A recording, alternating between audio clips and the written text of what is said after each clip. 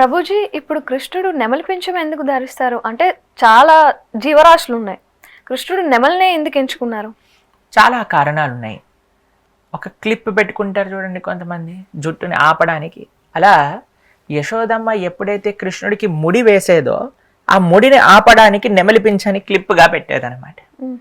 ఇంకొక రీజన్ ఏంటంటే, ఒకసారి కృష్ణుడు నృత్యం చేస్తే, ఒకసారి కృష్ణుడు వేణువు వాయిస్తే నెమలి ఎంత మైమర్చిపోయిందట, ఎంత ముగ్ధ మనోహరం అయిపోయిందట అని అంటే, మన దగ్గర చూడండి, మన దగ్గర ఏదైతే స్పెషల్ ఉంటుందో అది ఇవ్వాలని ప్రయత్నం చేస్తాం. ఇప్పుడు ఎవరైనా ఇంటికి వెళ్ళారు, తెలుగు వాళ్ళు ఇంటికి వెళ్ళారనుకోండి, సపోజ్ పూర్ణాలు తెలుసా మీకు? తెలుగు వారు పూర్ణాలు బాగా చేస్తారనుకోండి, అరే ఇది మా ఆంధ్ర స్పెషల్ స్వీట్ పూర్ణాలు అని ఇస్తాం. లేదా ఈరోజు ఇది మా తెలుగు వాళ్ళ స్పెషల్ స్వీట్ పూతరేకులు అని ఇస్తాం. లేదా ఇది మా తెలుగు వాళ్ళ స్పెషల్ స్వీట్ భక్షాలు అని పెడతాం. సకినాలు, అరిసెలు అని ఇస్తాం. ఏదైతే మన దగ్గర స్పెషాలిటీ అది మనం ఇవ్వడానికి ప్రయత్నం చేస్తాం కదా.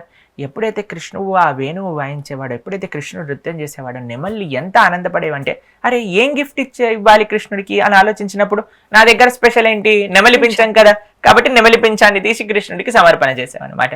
కృష్ణుడు ఎంతో ఆనందంగా ఆ నెమలి పింఛాన్ని ధరించేవాడు అనమాట.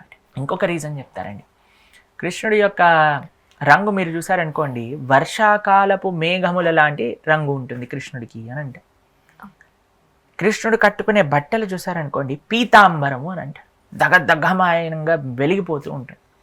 భగవంతుడు నల్లగా వర్షపు మేఘములా ఉంటే, భగవంతుడు కట్టుకునే పీతాంబరం ఎలా ఉంది అని అంటే మెరుపుల్లా ఉందన్నమాట. భగవంతుడు జీవుల పట్ల కురిపించే కరుణ ఏదైతే ఉందో అది వర్షం. ఇప్పుడు చూడండి, భగవంతుడి యొక్క స్వరూపాన్ని చూసారనుకోండి, మేఘము ఉంది, మెరుపులు ఉన్నాయి, వర్షము ఉన్నది.